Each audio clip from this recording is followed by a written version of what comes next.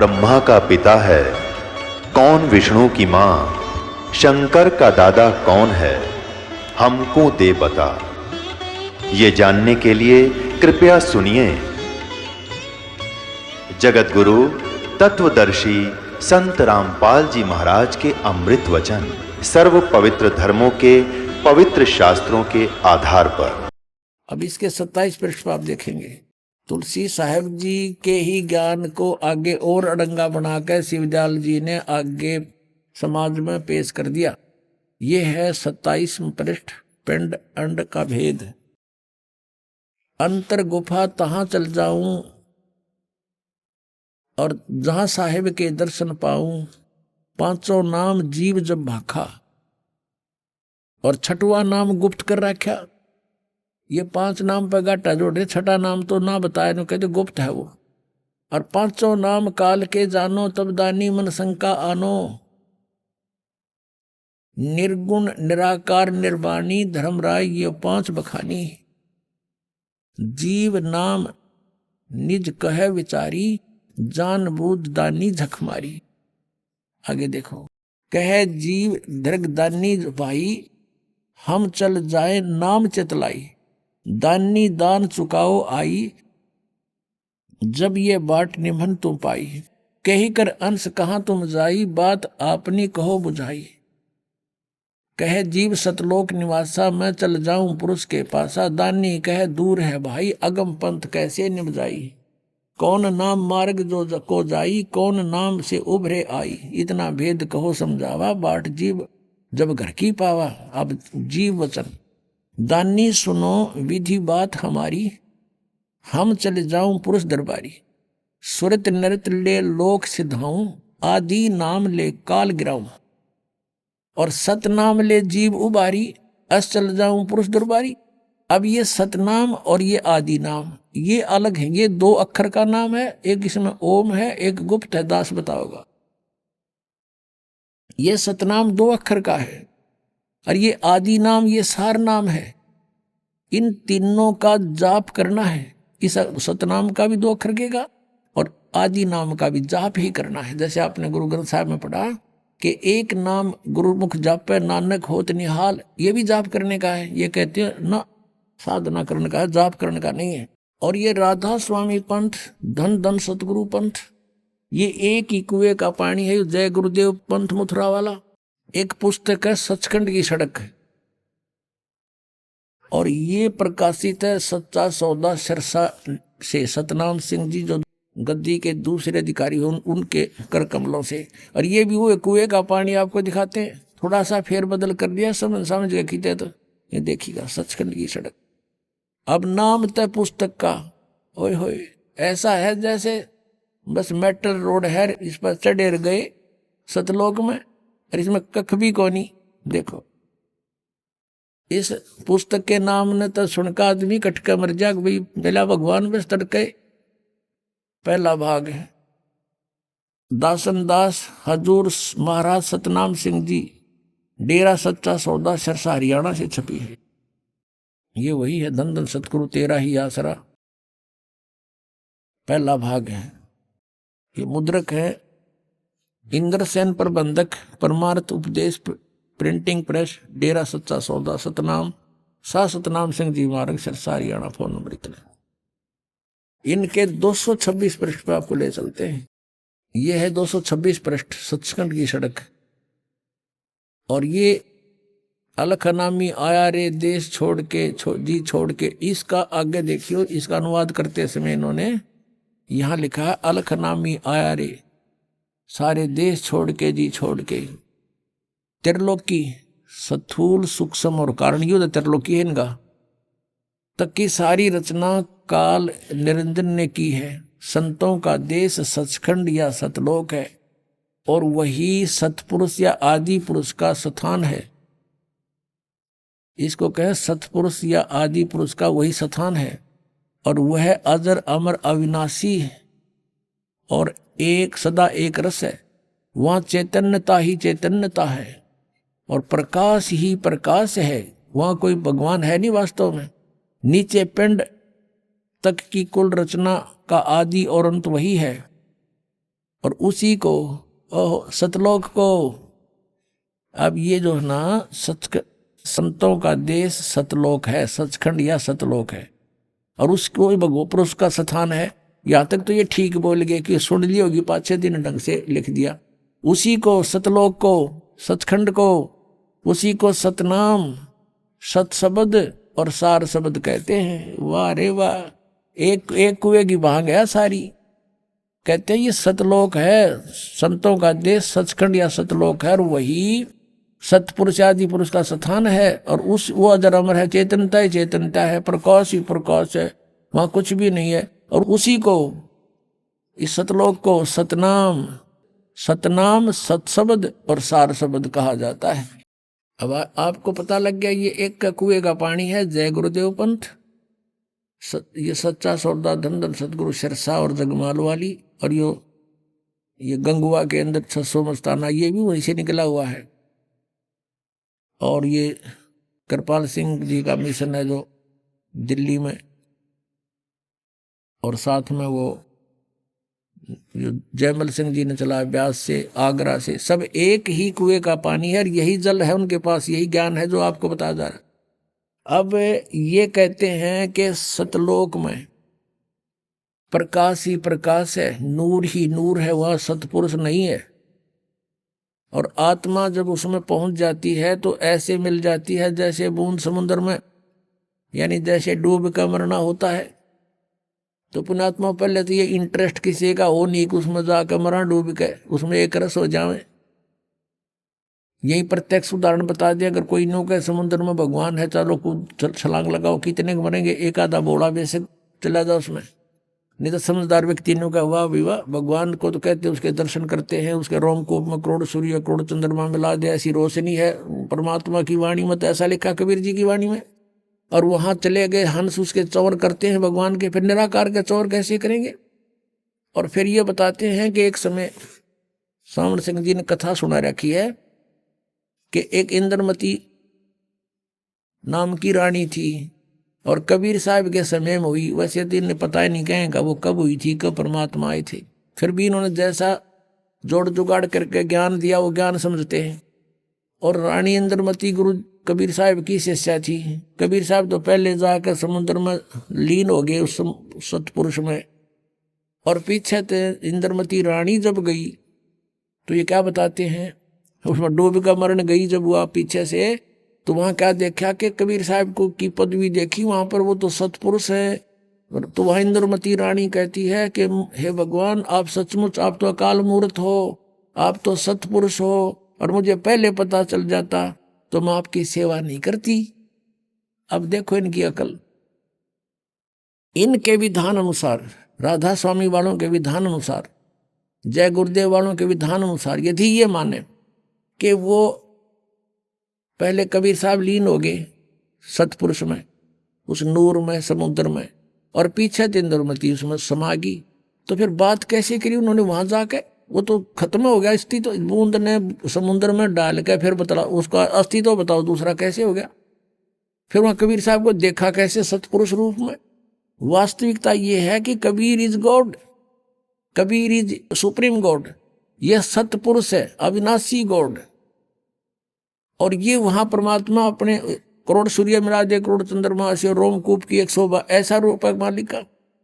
और वहां जाके इंद्रमती ने सचमुच देखा परमात्मा, आप तो सचमुच भगवान सतपुरुष ही थे, हमारी बुद्धि इतना काम नहीं कर रही थी, हम आपको पहचान लेते। वास्तविकता तो ये सच्ची है, लेकिन इनकी छुरी गलत है कि वो भी कबीर साहब पहले लीन हो गए, 5-6 इंद्रमती रानी लीन होगी, फिर वो बतलाओगे क्योंकि आपस में बातें कैसे करेंगे। देखिए इनका अज्ञान, और करोड़ों अनुयायी इन नकलियां के पीछे लाग रहे हैं, इनको परम धनी मान के, क्योंकि श्रद्धालुओं की श्रद्धा ये होती है गुरु जी जो बोलने वह सही है। इसका दुरुपयोग किया इन नकलियों ने, इनको बर्बाद कर डाला, भोली आत्माओं का जीवन नष्ट कर दिया। अब देखो सावन सिंह जी के वचन, संत मत भाग प्रकाश 4 264 पृष्ठ, संत मत भाग प्रकाश 4 है। एक सत्संगी ने सावन सिंह जी से पूछा, सावन सिंह जी कौन है? ये हैं सच्चा सौदा के खेमामल सिंह सामस्ताना बिलोचिस्तानी के गुरुजी, ये सावन सिंह जी। इससे प्रश्न किया सत्संगीन हजूर संतों की पदवी कहाँ तक है। महाराज जी सावन सिंह जी उत्तर देते, हमारे इतनी बुद्धि और अकल नहीं कि हम संतों की पदवी को समझ सके। फिर भी सुनो, रानी इंदुमती कबीर साहब के समय में हुई थी। पहले कबीर साहब मालिक में जाकर विलीन हुए, देखना, फिर रानी हुई। जब रानी ने सचखंड में जाकर कबीर साहब की पदवी देखी तो कहने लगी, महाराज यदि आप पहले ही बता देते कि मैं ही अकाल पुरुष हूं तो मैं भजन सुमन कर कर के व्यर्थ परेशान ना होती। कबीर साहब ने उत्तर दिया, तुमको उस समय विश्वास नहीं आना था। अब इसमें विवेचन करते हैं पुण्यात्माओं। इन राधा स्वामी पंथ के अज्ञानी संतों की तो सोच है, विचार है कि सतपुरुष वहां नहीं है, निराकार है और केवल नूर ही नूर है, प्रकाश ही प्रकाश है। और उनने अपने सिद्धांत अनुसार सच्चाई को अज्ञान बना करके कैसे पेश करना चाहा है, लेकिन फिर भी छुपी नहीं। कहते हैं चोर चुरावे तुमड़ी और गड्ढे पानी में, वो गड्ढे वो ऊपर आवे, नो सच्चाई छनी ना। अब विचार करो इनके विधान अनुसार। ये कहते हैं पहले कबीर साहब जाकर मालिक में विलीन हो गए, बूंद गिर गई समुद्र में, खत्म हो जाती तो। और फिर कहते पीछे तो रानी जाके विलीन होगी उसी में, दोनों हो गए एक रस। फिर वो बातें किस टाइम की, कबीर साहब को देखा कैसे उसने, वहां कुछ अस्तित्व है ही नहीं तो देखा कैसे। सच्चाई तो यही है कि सचमुच कबीर साहब वहां परमात्मा स्वरूप सतपुरुष रूप में ये खुद ही मालिक हैं। जैसे स्वामी रामानंद जी ने कहा, दोहू ठोड़ है एक तू और भया एक से दो, और गरीबदास हम कारणे आए हो तुम मगजो। ये स्वयं भी कहते हैं कबीर परमेश्वर, हम ही अलखला है कुतुब गोस और पीर, गरीबदास खालक धनी हमारा नाम कबीर। ए स्वामी सृष्टा में और सृष्टि हमारे तीर, दास गरीब अधर बसू। कबीर साहब कहते हैं अधर रहूं ऊपर और मेरा नाम कबीर। और ये अज्ञानी कह रहे हैं कि कबीर साहब पहले लीन हो गए, पाछा निंदरमती होगी। फिर बातें किस कैसे करी उन्हें। अरे कुछ तो दिमाग पर जोर दो। चलो वो पहले वाले तो गए बाढ़ में, अब तो तुम तो बचो, शेष जो फंस रहे हैं उनके नकलियों के पीछा छुटाओ और अपना कल्याण कराओ। ये बार बार समय नहीं मिलता। अब एक तो यहाँ प्रमाण दे रखे उन्होंने, और दिखाते हैं 189 पृष्ठ पे इसी के संत मत प्रकाश भाग 4 के 189 पृष्ठ पे देखो। अब सावन सिंह जी उत्तर दे रहे हैं, इसी तरह रानी इंदुमती थी। जब उसको कबीर साहब सचखंड ले गए तो उसने वहां जाकर देखा कि कबीर साहब ही सतपुरुष हैं। कहती है, हाय हाय, अगर आप मुझे इतना बता देते कि मैं ही सतपुरुष हूं तो क्या मैं आपकी सेवा नहीं करती। कहते हैं तुझे विश्वास नहीं आता, अब तू यहां आ गई है, तेरी मर्जी कह ले। अब ये सच्चाई है, ये तो वार्ता सही एज इट इज है इंद्रमती और कबीर जी की, उनके इंद्रमती वाली कथा में लिखी। ये तो सही है, ये तो उन्होंने ले ली सही कि कबीर इज गॉड सचमुच। और वहां इनकी अपनी अज्ञान थ्योरी को सिद्ध करना भी चाहा साथ में इस कथा के साथ। 264 पृष्ठ पे इसी संतमत भाग 4 के, उसमें इन्होंने कोशिश की है ये बताने की कि पहले कबीर साहब लीन हो गए और पाछे तो फिर इंदुमती जाकर उसमें समुद्र में बूंद की तरह समा गई। और फिर वो बातें कर रही है। अरे कर्महीनो, अरे ज्ञानहीनो। परमात्मा कबीर जी कहते हैं, मोती मुक्ता दर्शत नाही, ये जग है सब अंदरे, दिखत के तो नैन चश्म इनके फिरा मोतिया बंदरे। ये दिखे थे महर्षि, बड़े बड़े विद्वान, मंडलेश्वर परम धनी पहुंचे हुए हैं, सचखंड में जाती है ना सत को लोग, इनका सतनामे का ना समझ माई न जाएंगे कहाँ ये। इसी कारण से वो शिवदयाल जी प्रेत बनकर अपनी शिष्या बुक्की में बोल रहा है। आप दिखाएंगे, आपको शाम के सत्संग में दिखाएंगे। सत साई।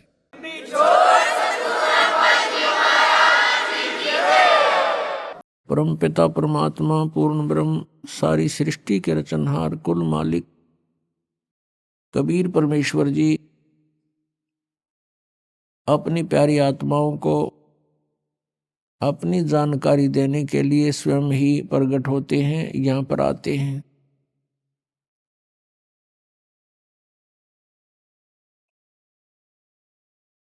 वो परमात्मा हमें अपने निज घर जाने का विधि विशेष मार्ग स्वयं ही बताते हैं।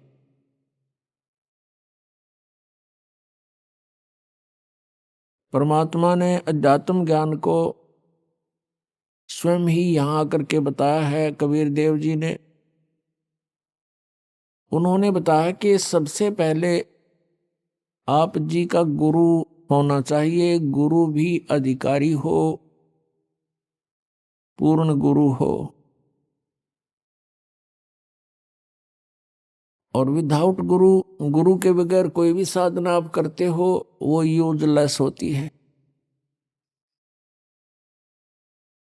गुरु बिन माला फेरते, गुरु बिन देते दान, गुरु बिन दोनों निष्फल हैं, चाहे पूछो वेद पुराण। राम कृष्ण से कौन बड़ो, उन्हों भी गुरु कीन, तीन लोक के वे धनी, गुरु आगे आधीन।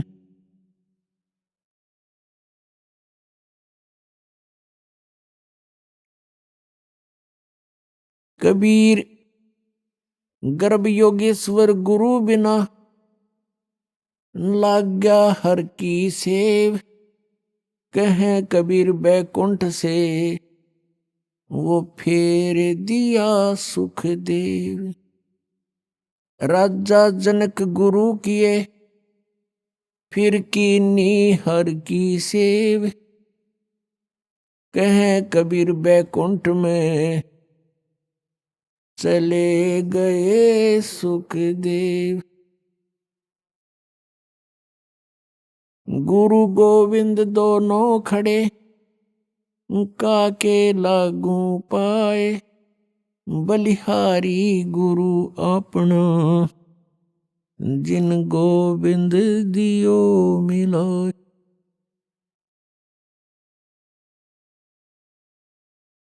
कबीर परमेश्वर जी स्वयं आकर के यथार्थ ज्ञान सुनाते हैं। वो बता रहे हैं कि गुरु के बिना यदि तुम साधना भी करते हो आपकी यूजलेस है, आपको इसका बहुत भयंकर पाप लगेगा, आपका जीवन व्यर्थ हो जाएगा।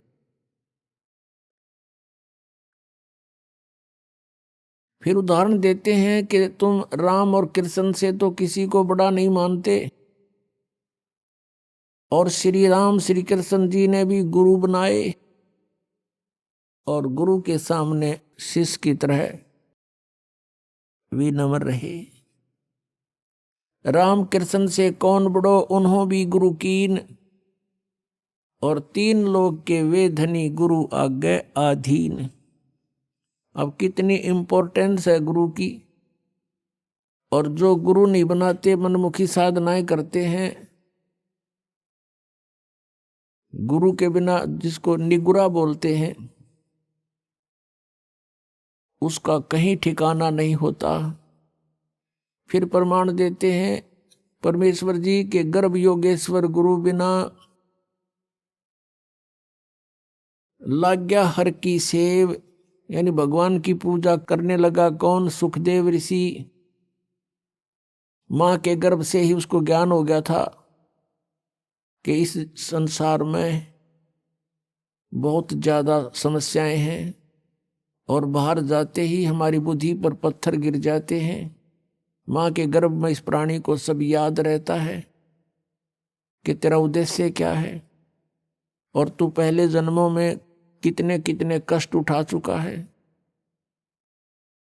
जिस कारण से 12 वर्ष तक मां के गर्भ से बाहर नहीं आया। सुखदेव ऋषि, ब्रह्मा विष्णु महेश ने उनसे कहा कि आप बाहर आओ, नहीं तो यह मर्यादा बदल जाएगी। 12 वर्ष तक माताएं कैसे बच्चों को गर्भ में रखेंगी, 9 महीने में बहुत परेशानियां हो जाती हैं। तब सुखदेव ऋषि ने कहा था कि बाहर आते ही आपके तीनों गुण हमें चेतनाहीन कर देते हैं, पूर्व की कोई जानकारी हमें नहीं रहती और हम अपने उद्देश्य को भूल जाते हैं। अंदर से ही वार्ता कर रहा है सुखदेव ऋषि। और सुखदेव ने कहा कि मैं इस कंडीशन पर बाहर आ सकता हूं कि आप अपनी इस त्रिगुणमयी माया को रोक लो थोड़ी देर, जब तक मैं बाहर आऊं। तब उन्होंने कहा कि भाई इतनी देर हम इनको रोक नहीं सकते, हमारे बस की बात नहीं। हम कुछ सेकंड के भी कुछ हिस्से में रोक सकते हैं, ये समझ लो, बस सेकंड से भी थोड़े समय में, इतनी देरी। तब सुखदेव जी ने कहा कि आप इतनी देर रोक लो इसको। इतनी ही देर में वो मां के गर्भ से बाहर आया, 12 वर्ष का था, उठ कर चल पड़ा, अपनी और नाल को कंधे पर डाल लिया। सुखदेव ऋषि के जो पिता थे व्यास जी, व्यास जी ने कहा पुत्र तेरी मैंने 12 वर्ष तक इंतजार की है, कम से कम दर्शन तो दिखा। तब सुखदेव ऋषि ने कहा ऋषि जी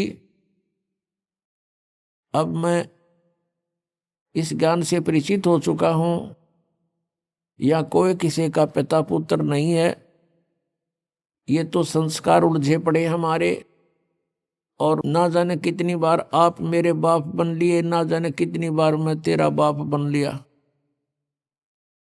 अब के मैं अपना पीछा छुड़वाऊंगा, भक्ति करूंगा और इस संसार से मुक्ति पाऊंगा। यूं कहकर आकाश में उड़ गया। पिछले बैटरी चार्ज थी, पिछले जन्मों के सिद्धियां उसके पास थी। कहने का भाव ये है कि वो सुखदेव ऋषि फिर अपने आप उस सिद्धि प्राप्त से, हल्दी की गांठ से पंसारी बन गया। पिछले जन्म की उसकी भक्ति की शक्ति कमाई थी, जिस कारण से वो आकाश में उड़ जाता था, इंद्र के लोक में चला जाता था। वहां के ऋषि महर्षि, वहां के देव उसका बहुत सत्कार करते थे। एक दिन इसी भ्रम में सुखदेव ऋषि विष्णु जी के लोक में चला गया। एक स्वर्ग होता है प्रत्येक लोक में, रेस्टोरेंट जिसको कहते हैं, और स्वर्ग के अंदर उस रेस्टोरेंट में उसी व्यक्ति को अलाउड होता है जिसका कोई मान्यता प्राप्त गुरु हो। बिना गुरु के व्यक्ति को स्वर्ग में स्थान नहीं। जब सुखदेव ऋषि उस होटल में प्रवेश करने लगा, रेस्टोरेंट में, पहरेदारों ने मना कर दिया कि आपका गुरु कौन है ऋषि जी। सुखदेव ने कहा कि मुझे गुरु की आवश्यकता नहीं, मैं अपनी मर्जी से, अपनी शक्ति से यहां उड़ के आ गया हूं।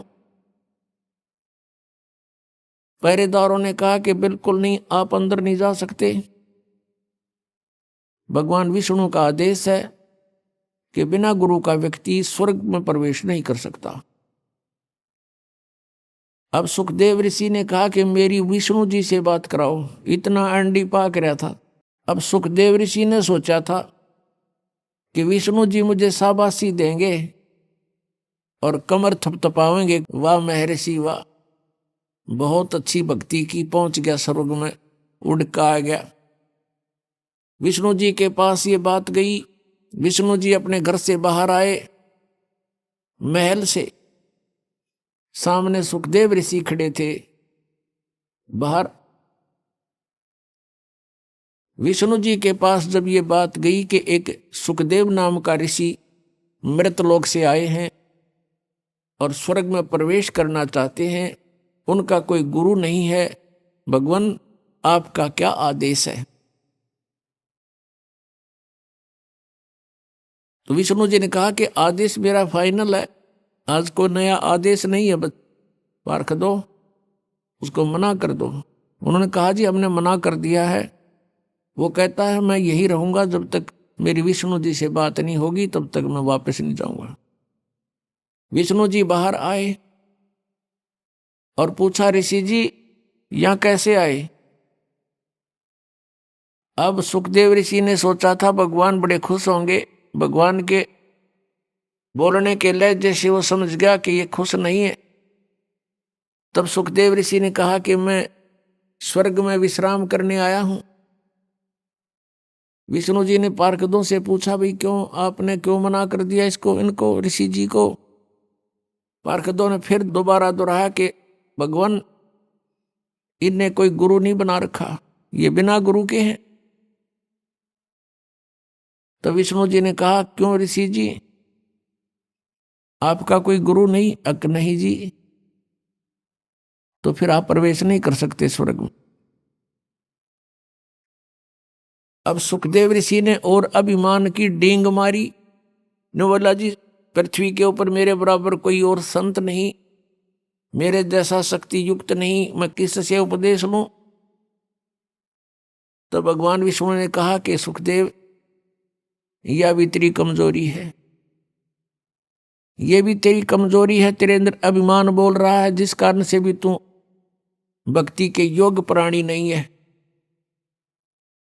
आप जाइए राजा जनक से उपदेश लीजिए। राजा जनक गृहस्थी, उसके कई रानियां थी, और सुखदेव ऋषि बाल ब्रह्मचारी। अब उसने न्यू कह करके कि आप जाइए और राजा जनक से उपदेश लीजिए, फिर साधना कीजिए, उस भक्ति की शक्ति से यहां आइए। यूं कहकर भगवान विष्णु तो अपने महल में रिटर्न करके वापस चले गए। अब सुखदेव ऋषि ने सोचा, भाई बड़ी बात हुई है, तो राजा जनक गृहस्थी भाई और कैसे शीश निभाऊं जाई। अब ये दो सन्यास ले लेते हैं, साधु संत बन जाते हैं, लाल कपड़े पहन कर जटा वटा रखा के। ये अपने आप को सुपीरियर मानते हैं और आम जनता गृहस्थियों को ये हे समझते हैं। इनकी इतनी बुद्धि खराब हो जाती है, और ये इनकी अपनी ये सोच है।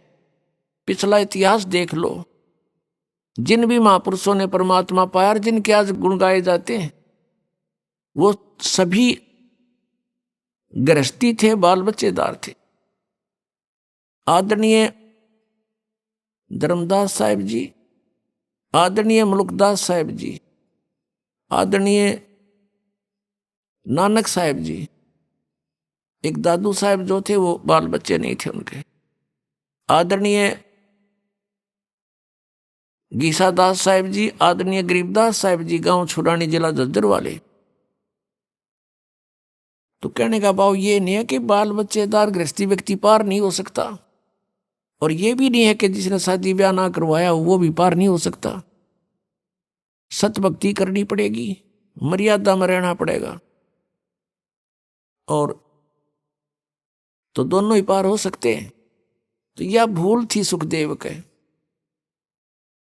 अगले दिन वहां से वापस आ गया, फिर उसी स्वर्ग में गया, कोमन स्वर्ग जो इंद्र वाला है। वहां पहुंचा तो सुखदेव का मुख कुछ ढीला था, चेहरे पर पहले वाली शोभा रौनक नहीं थी। ऋषियों ने कारण पूछा, वहां देवताओं ने, कि ऋषि जी क्या बात है, आज तो कुछ मुंह लटका रखा आपने, आपको क्या टेंशन हो गई है? तब सुखदेव ऋषि ने कहा, क्या क्या बताऊं, एक समस्या अड़गी। मैं भगवान विष्णु के लोक में गया था, और वहां मुझे स्वर्ग में प्रवेश से मना कर दिया। इस बात को सुनकर अन्य जो ऋषिवर थे वहां बैठे थे देवता, वो कहने लगे, सुखदेव बात बताओ। भगवान विष्णु तो बड़े प्रसन्न होते हैं साधु संतों को देख करके, कोई गलती गड़बड़ है हुआ बता। तब सुखदेव ने बताया कि उन्होंने इसलिए मना कर दिया कि मेरा गुरु नहीं था। तो जितने भी वहां बैठे थे उसके आसपास, जो पहले उसको बहुत अच्छा महात्मा मानने थे, सभी ने कहा कि सुखदेव, हम तो तुझे बड़ा विचारवान व्यक्ति मानते थे, और आज आप निगुरे फिर रहे हो, धिक्कार है तेरे जीवन को। और दूसरी बात, एक बात बता, जो भगवान ने भी तुझे कह दिया कि गुरु बना, अब अग्रम अग्रम कैसी रखे हुए तू? तब सुखदेव ऋषि ने कहा कि एक समस्या आ गई। भगवान विष्णु जी ने कहा कि राजा जनक से नाम ले ले। और कहते राजा जनक गृहस्थी भाई और कैसे शीश निभाऊं जाई। सुखदेव बोले वचन विवेका, हमने स्त्री का मुंह नहीं देखा। अब वो ऋषि कहने लगे भाई एक बात बता, जब भगवान विष्णु ने कह दिया तेरे तुम वहां नाम ले तू जाके, और फिर भी आप ऐसी बातें कर रहे हो। देखो बिना गुरु के आपके पिछले जो संस्कार हैं, आपकी भक्ति शक्ति है, ये कुछ दिन चलेगी, सदा नहीं रहेगी। और अगले जीवन में गधे की योनि में भी जा सकता है प्राणी। अब इतना सुनते ही उसका कलेजा हिल गया। और कुछ मेर भगवान की होती है विशेष तो। सुखदेव ऋषि को अपने पिछले जन्म की बातें याद आ गई। यह भी रजा भगवान की थी उस पर। उसकी बुद्धि ऑन कर दी, अंतर से उसका वह फिल्म चालू कर दी, उसको पिछले जन्म दिखाई देने लगे। वो देख रहा अपने बीते हुए जीवनों की मूवी अंदर अंतःकरण में। उसने क्या देखा कि एक बार गधे की योनि भोग रहा है, अंधा हो गया, उसको छोड़ दिया, मालिक ने मारा, लठ निकाल दिया। घर अंधा होने के बाद एक पगडंडी पर चला जा रहा है जंगल में, आगे एक नाला था, उसमें गिरने लगा तो छलांग लगानी चाहिए, बीच में फंस गया। नाला थोड़ा ही था, आगे मुंह टिक गया, पीछे पीठ, बैक साइड मर गया, टांग लटके नाले में, आगे पीछे फेट हो गया उसके ऊपर नाले में। और 1 हफ्ते तक भुगत कर मरा, किसी ने नहीं निकाला। आने जाने वाला आदमी इक्का दुक्का आता था, वो निकाल नहीं सका उसको, और उसके ऊपर पैर रखकर पुली बना के पार हो जा, उसकी पुल बना लिया। इस दृष्टांत से उसका कलेजा हिल गया, रोम रोम कांप गया। सुखदेव ऋषि उसी से मैं उठकर चल पड़ा। फिर भी मन बड़ा उस्ताद है, अपने पिताजी व्यास जी के पास आया, व्यास जी से प्रार्थना की कि हे ऋषिवर, क्या गुरु के बिना मोक्ष नहीं हो सकता? अब व्यास जी ने कहा कि नहीं बेटा, गुरु के बिना मोक्ष नहीं हो सकता, कोई भी साधना सफल नहीं हो सकती, मोक्ष तो दूर की बात है। तब सुखदेव ऋषि ने कहा कि हे पिताजी, मैं विष्णु जी के लोक में गया था, उन्होंने मुझे वहां रहने से मना कर दिया। व्यास जी ने फिर यही बात दोहराई कि कारण बता। वो ऐसे नहीं करते, कभी किसी को वापस नहीं करते, वो तो सीने से लगाते हैं भगवान विष्णु। तो तब नीचे को गर्दन करके कहता है कि मैंने गुरु नहीं बना रखा, उन्होंने कंडीशन रखी हुई है कि गुरुमुख व्यक्ति ही यहां आ सकता है। तो व्यास जी ने पूछा क्या बेटा तेने गुरु नहीं बनाया? अगर नहीं। अब व्यास जी कहने लगे बेटा मैंने ये सोचा था पुत्र कि मेरा नाम रोशन करेगा। अरे तूने तो नरक में जाने की तैयारी कर ली, इतना समय खो दिया, और मुझसे तू चला गया था, दर्शन भी ना दिए थे। चल मैंने सब्र कर लिया था, मेरा पुत्र अपनी भक्ति करके कल्याण करवा लेगा। अरे तू तो नरक की टिकट ले ली तूने। कहते हैं जो विद्वान पुरुष होते हैं एक ही हिसाब की बातें करते, उसमें अग्रम अग्रम नहीं होती, कोई कंसेशन नहीं होती। तो सुखदेव ऋषि ने कहा कि भगवान ने एक समस्या पैदा कर दी। उन्होंने कहा कि तू राजा जनक से नाम ले ले, और राजा जनक तो बाल बच्चेदार है, उसकी कई रानियां हैं। अब मैं उसको कैसे प्रणाम करूंगा गुरु रूप में?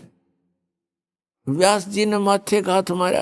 अरे भले आदमी, तेरा जन्म गृहस्थी तो होया, मैं गृहस्थी, मेरा बाप गृहस्थी, तेरे दादे परदादे सारे गृहस्थी, उनके बिना तेरा जन्म कहाँ से होता? और जब भगवान ने ये कह दिया और तू फिर बकवाद कर रहा है, तू ऋषि तो छोड़, तू तो एक आम जनसाधारण भी नहीं है। इतनी कड़वी बात अपने पुत्र को कहनी पड़ी, उसके हित के लिए ऋषि व्यास जी ने। और पुत्र जाके पैर पकड़ ले राजा जनक के, महापुरुष हैं एक नंबर के। अपने आत्मा कहते मरता क्या नहीं करता, वहां से आ गया, राजा जनक के पास आया। शाम का समय था। राजा जनक ने कहा अपने नौकरों से कि भी महापुरुष आए हैं, आसन लगा दो। अब वो नौकर लगे उनका ऊंचा आसन लगाने के लिए, तैयारी करी, कपड़े उपड़े लाए। तब सुखदेव जी ने कहा कि नहीं महाराज जी, मैं तो जमीन पर बैठूंगा। अब राजा जनक ने कहा कि हे महात्मा जी, मेरी बेइज्जती मत करो, आप महापुरुष हो, हम गृहस्थी व्यक्ति हैं, हमारा दर्जा जमीन पर बैठने का है, आपका उच्च आसन पर बैठने का है, आप ब्राह्मण हैं। सुखदेव ऋषि चुपचाप नीचे बैठ गया कि नहीं, मैं आपको गुरु बनाने आया हूं। अब यह राजा जनक का जैसे नहीं कि एक ब्राह्मण क्षत्रिय को गुरु बनाने आ गया। और उस समय तो बहुत इनके अंदर जो है ना महत्व था, अपना महत्व मानते थे, अभिमान था ब्राह्मणों में, ऋषियों में। तब सुखदेव ऋषि को नीचे बैठा देखा तो सोच गया कि कुछ बात है। उन सारी कहानी बता दी। मैं विष्णु जी के लोक में गया था, वहां मुझे रहने से मना कर दिया क्योंकि मेरा गुरु नहीं था। और सभी ऋषियों ने एक ही राय दी है, मैं आपको गुरु बनाऊं, मेरे सामने और विकल्प नहीं रहा। तब राजा जनक ने कहा कि सुबह उपदेश दूंगा।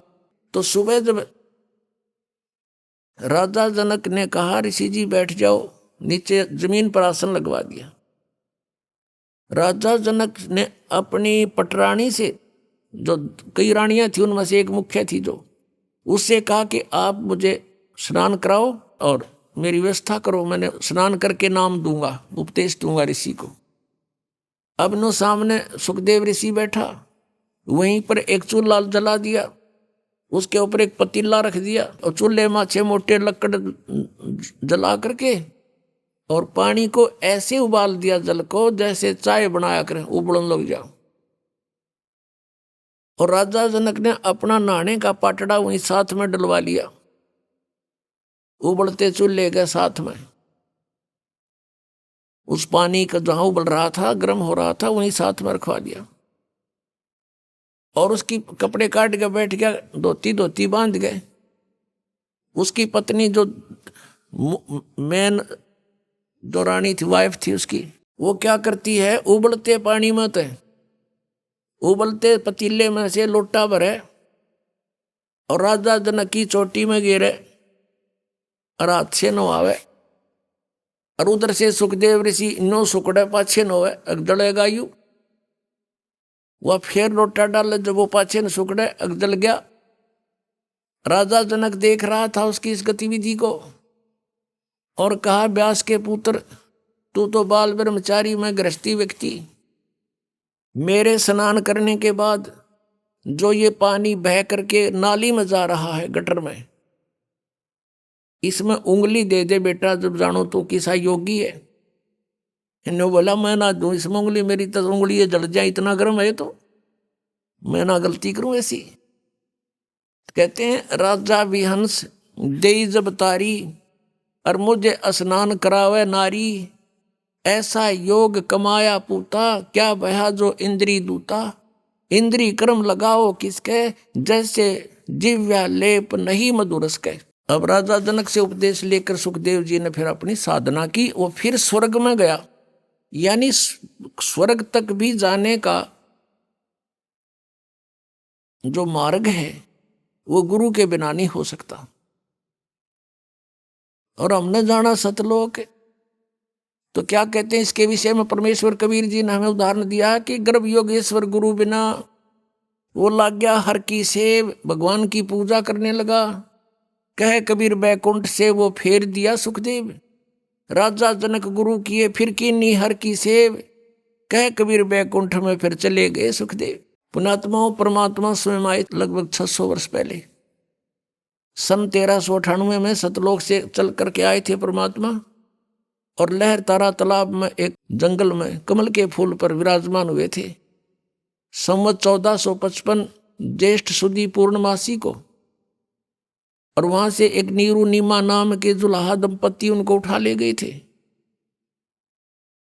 और फिर धीरे धीरे परमात्मा बड़े हुए तो बचपन से ही अपने तत्व ज्ञान का प्रचार शुरू किया था। इस मर्यादा को बनाए रखने के लिए कि गुरु के बिना बात नहीं बनेगी, वैसे परमेश्वर को कोई आवश्यकता नहीं थी गुरु बनाने की। उन्होंने इस मर्यादा को दृढ़ करने के लिए कि गुरु के बिना बात नहीं बनेगी, नहीं तो आने वाले समय में ये काल के दूत ये कहने लग जाएंगे कबीर जी ने कौन सा गुरु बनाया था। इसलिए परमेश्वर कबीर जी ने स्वामी रामानंद जी ब्राह्मण को गुरु बनाया। ये ब्राह्मण लोग अन्य जाति के व्यक्तियों को उपदेश नहीं देते थे, इनसे नफरत किया करते थे। परमात्मा जब 5 वर्ष के हुए, उसमें 2.5 वर्ष के बालक का रूप बना के कबीर परमेश्वर जी, और जिस गंगा घाट पर स्वामी रामानंद जी प्रतिदिन स्नान करने के लिए सुबह सुबह जाया करते थे ब्रह्म मुहूर्त में, उन घाट बने हुए थे, पैड़ी बनी हुई थी पक्की, उस पौड़ियों में जाकर के लेट गए 2.5 वर्ष के बच्चे का रूप धारण करके। स्वामी रामानंद जी नीचे उतर रहे थे अंधेरे में, गर्मियों के दिन थे, गर्मियों का मौसम था, और उस समय जब परमात्मा 5 वर्ष के थे, महर्षि रामानंद जी ब्राह्मण 104 वर्ष के थे, 99 वर्ष के आयु का अंतर था आपस में।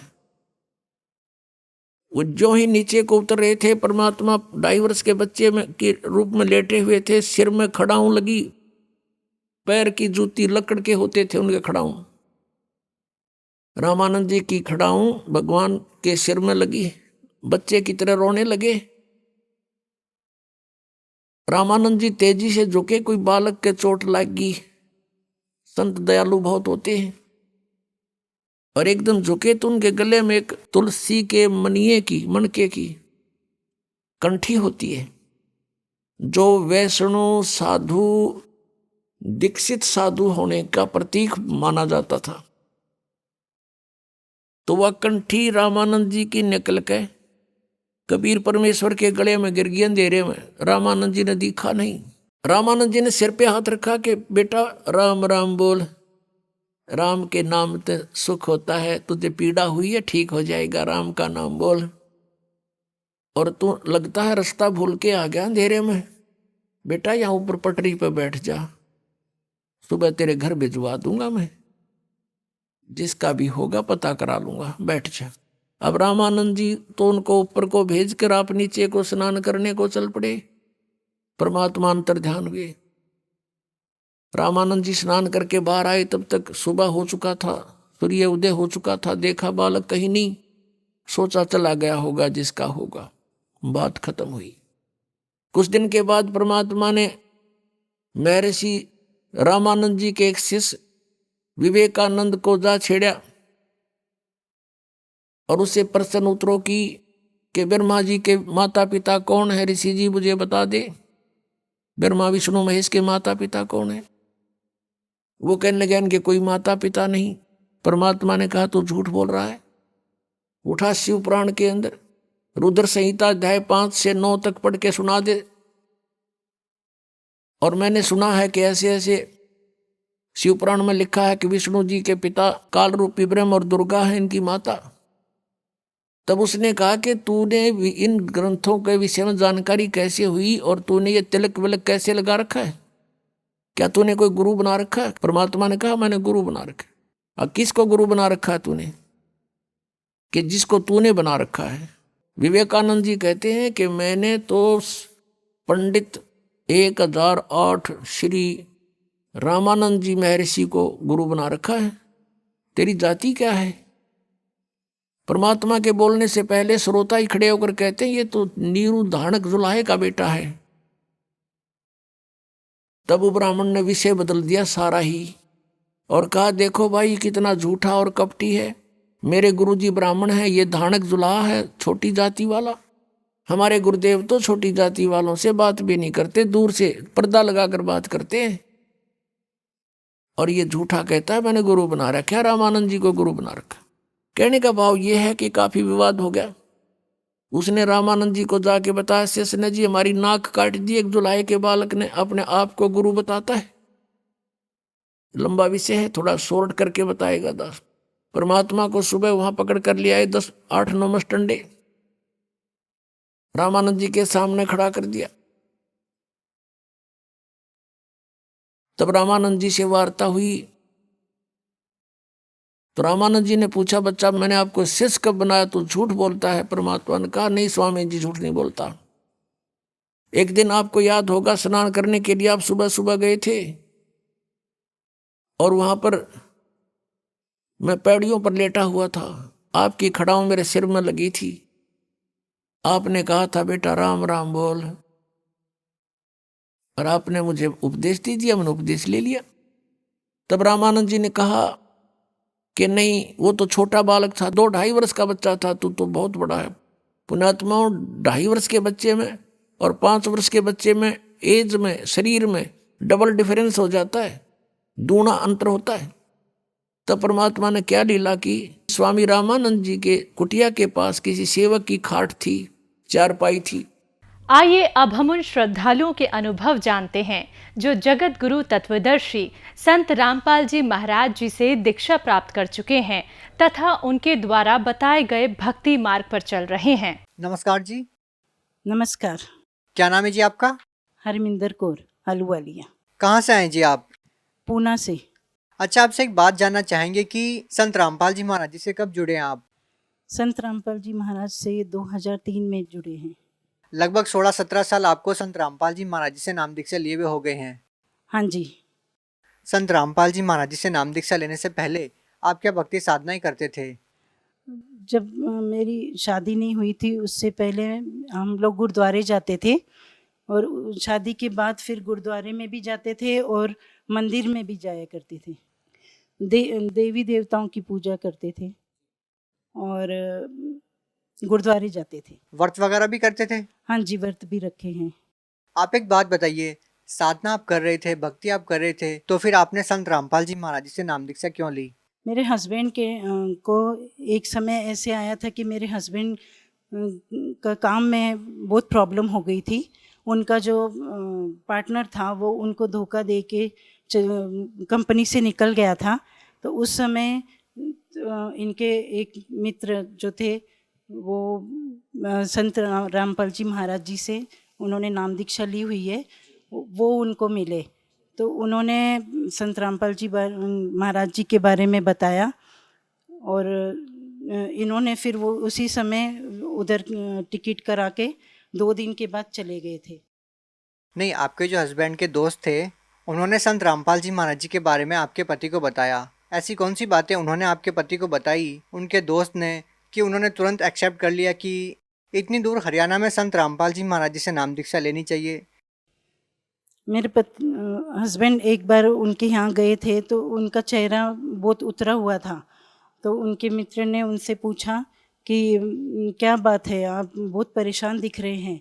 तो इन्होंने बताया कि मेरे ऊपर बहुत बैंक का भी कर्जा चढ़ गया है, घर भी बैंक वालों ने अपने पास घर के भी पेपर रख लिए हैं, तो अभी कोई भी रास्ता दिख नहीं रहा है, क्या करूं, कहीं भी मंदिरों में जाना सब करना सब देख लिया।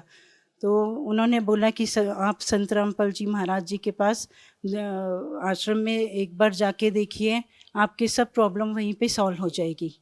तो मेरे हस्बैंड 2 दिन के बाद ही ट्रेन में संत रामपाल जी महाराज जी के पास चले गए। वहाँ जाके उन्होंने सब आश्रम में जाके जब भी गुरु जी से मिले, नाम दीक्षा ली, तो उन्होंने उनको सब चीज़ों का ज्ञान हो गया कि हम जो भक्ति कर रहे थे वो सब गलत थी, और जो संत रामपाल जी महाराज जी द्वारा बताई गई भक्ति ही सब पूर्ण भक्ति थी। तो उसके बाद वो नाम दीक्षा लेके वापस जब घर में आए तो उसके बाद ही धीरे धीरे करके इनको वापस बैंक वालों ने पेपर दे दिए घर के और कंपनी के, और उसके बाद सब ठीक होता गया। इनको बाहर जाके ऑर्डर भी नहीं लेने पड़े, कंपनी में बैठे बैठे ही ऑर्डर आने लग पड़े। देखिए, ऐसा कैसे हो सकता है कि आप आर्थिक समस्या से जूझ रहे थे। आर्थिक समस्या भी अपने आप में एक बहुत बड़ी, आपने बताया कि फैक्ट्री के और घर के कागजात आपने रख दिए थे बैंक वालों के पास में, और उसके बाद अचानक से आपकी जो आर्थिक समस्या है वो ठीक होने लग जाती है। तो आप ऐसा क्यों मानते हैं कि ये जो सब लाभ आपको मिल रहे थे वो संत रामपाल जी महाराज जी से नाम दीक्षा लेने के बाद ही मिल रहे थे? हमने सब जगह मंदिरों में, गुरुद्वारे में, सब जगह जाके सब पूजा व्रत सब करके देख लिया था, लेकिन कहीं भी हमें पहले लाभ नहीं मिला था। लेकिन जैसे ही संत रामपाल जी महाराज जी से मेरे हस्बैंड ने नाम लिया, उनका सब सब काम ठीक होने लगा और तुरंत ही वो सब चीज़ों का हमें फ़ायदा हुआ। ये तो रही आपके हस्बैंड की बात। आपने संत रामपाल जी महाराज जी से नाम दीक्षा कैसे ली? आपके पति के कहने से नाम दीक्षा ली, या आपने भी संत रामपाल जी महाराज जी के सत्संग सुने या उनके बारे में जाना पहले? मेरे पति जब नामदान लेके आए थे तो हमने सत्संग सुने उनसे। तो सत्संग सुनने के बाद ही हम लोगों ने, मेरे बच्चों ने, मैंने और मेरी सास है जो, वो उन्होंने, सबने हमने बोला कि हमने भी नामदान लेना है संत रामपाल जी महाराज जी से। फिर गुरुजी संत रामपाल जी महाराज जनवरी में 2003 में पूना आए थे, तो वहीं पे हमें नामदान संत रामपाल जी महाराज जी ने दिया। हम आपसे जानना चाहेंगे कि संत रामपाल जी महाराज जी के जितने भी श्रद्धालु हैं, जब हम उनसे बातचीत करते हैं तो वो बताते हैं कि संत रामपाल जी महाराज जी से नाम दीक्षा लेने के बाद शारीरिक जो कष्ट होते हैं, आर्थिक लाभ, सब कुछ होता है। आर्थिक लाभ के बारे में आपने बताया कि आपको संत रामपाल जी महाराज जी से नाम दीक्षा लेने के बाद कोई शारीरिक लाभ भी मिला? हाँ जी, शारीरिक लाभ बहुत मिले हैं मुझे। संत रामपाल जी महाराज जी से मिलने से पहले अस्थमा के अटैक आते थे। अस्थमा के इतने ज़बरदस्त अटैक होते थे कि मुझे बहुत सांस की आवाज़ दूर दूर तक आती थी, उसकी आवाज़ तीसरे कमरे में जाती थी। तो संत रामपाल जी महाराज जी से जब नामदान लिया, तभी उसके बाद मेरा अस्थमा बिल्कुल पूरी तरह से ख़त्म हो गया। और इसके अलावा नामदान लेने के 3 महीने बाद मुझे पेट में एक बार बहुत ज़ोर से दर्द उठा। मुझे डॉक्टर के पास जहांगीर हॉस्पिटल में ले गए थे। वहाँ पे डॉक्टर ने इंजेक्शन वगैरह दिए, उनकी समझ में भी नहीं आ रहा था कि क्या प्रॉब्लम है। 4 दिनों तक उन्होंने दवाई वगैरह की, एडमिट रखा। उसके बाद उन्होंने सीटी स्कैन किया। सीटी स्कैन में एक पेट के अंदर एक गांठ बताई थी डॉक्टर ने, और बोल रहे थे ये 100% कैंसर है। डॉक्टर ने जब भी मेरे हस्बैंड को बताया कि आपके पत्नी को कैंसर है, तो उनके पैरों के तले ज़मीन खिसक गई। उन्होंने बोला अब क्या करें, क्योंकि उनको बच्चे भी छोटे छोटे थे, तो उनकी समझ में नहीं आ रहा था अब क्या होगा। फिर उन्होंने बोला कि चलो संत रामपाल जी महाराज जी से प्रार्थना लगाएं, उनसे बात करके पता करें कि कैसे सब ठीक होगा। तो उन्होंने प्रार्थना लगाई। प्रार्थना लगाने के बाद उनको गुरु संत रामपाल जी महाराज जी ने बोला कि परमात्मा सब ठीक करेंगे, परमात्मा दया करेंगे, अब भक्ति करो।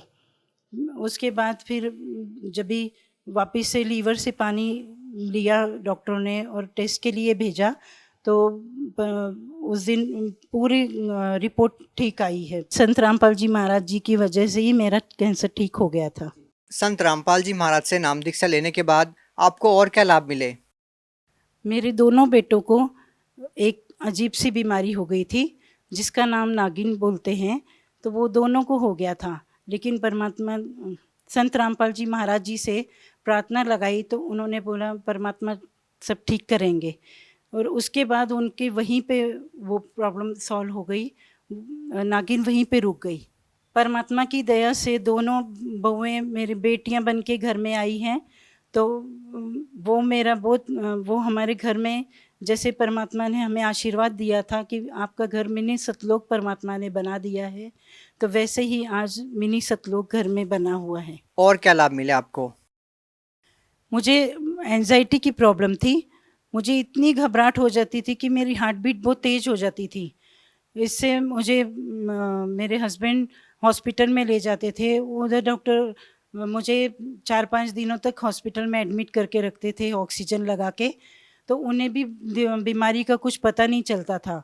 फिर संत रामपाल जी महाराज जी से प्रार्थना लगाई तो उन्होंने बोला जो कर्म है, खराब कर्म है वो कट जाएंगे। धीरे धीरे मेरा ये प्रॉब्लम पूरा परमात्मा ने ठीक कर दिया। एक समय ऐसा था कि हमारे घर में खाने के लिए भी प्रॉब्लम हो गई थी, बच्चों की फ़ीस के लिए भी पैसे नहीं थे और हम ऐसे कि सड़क पे आ गए थे। इतनी बुरी हालत हो गई थी, बिल्कुल सड़क के ऊपर आ गए थे। और उसके बाद संत रामपाल जी महाराज जी से नाम दीक्षा ली। उसके बाद सब ठीक होता गया। 2 फैक्ट्रियां बन गई हैं अभी और 2 गाड़ियां हैं। परमात्मा की दया से अभी खुद का मकान भी बन गया है। अब संत रामपाल जी महाराज जी से इतनी प्रार्थना करते हैं कि हमें धन नहीं, सिर्फ भक्ति चाहिए, मोक्ष चाहिए। जी, ये तो रही शारीरिक लाभ की बात। आर्थिक लाभ आपने पहले ही बता दिया था कि संत रामपाल जी महाराज जी से जैसे ही आपने नाम दीक्षा ली आपको काफ़ी सारे लाभ मिले। हम आपसे ये जानना चाहेंगे कि संत रामपाल जी महाराज जी का सामाजिक उत्थान में क्या योगदान है? संत रामपाल जी महाराज जी का समाज में योगदान बहुत बड़ा रहा है। वो बेटियों की जो शादी है उनके लिए माँ बाप को अभी चिंता कोई करने की ज़रूरत नहीं है। संत रामपाल जी महाराज की दया से मेरे दोनों बेटों की शादी वो बिना दहेज के, एक भी पैसा लिए बगैर अच्छे से हो गई है।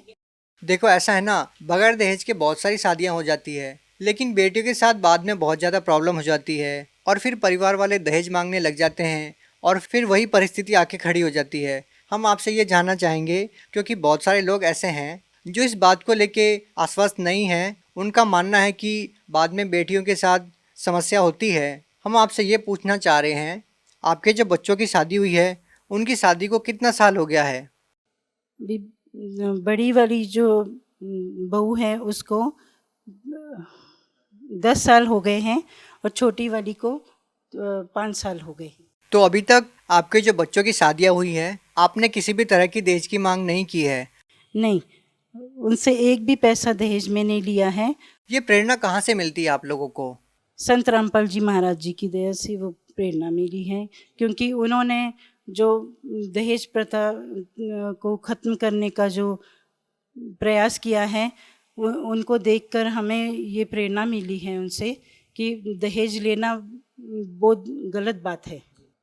संत रामपाल जी महाराज जी ने नशा जो छुड़ाया है उसके लिए मैं यही कहना चाहती हूँ कि मेरे घर में मैंने देखा था कि मेरे पिताजी भी ड्रिंक करते थे, तो मैं हमेशा से वो चाहती थी कि मेरा हस्बैंड जो होगा तो वो ड्रिंक कभी नहीं करने वाला चाहिए मुझे। हमेशा वही मैं भगवान से प्रार्थना करती थी और मुझे जो मेरे हस्बैंड मिले वो शुरू से ही ड्रिंक नहीं करते थे। भगत समाज को क्या संदेश देना चाहते हैं?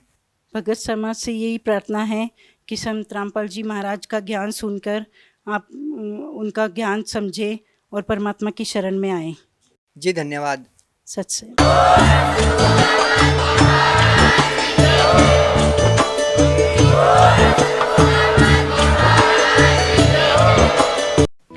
आप सुन रहे थे जगत गुरु तत्वदर्शी संत रामपाल जी महाराज के मंगल प्रवचन। अधिक जानकारी के लिए संपर्क करें।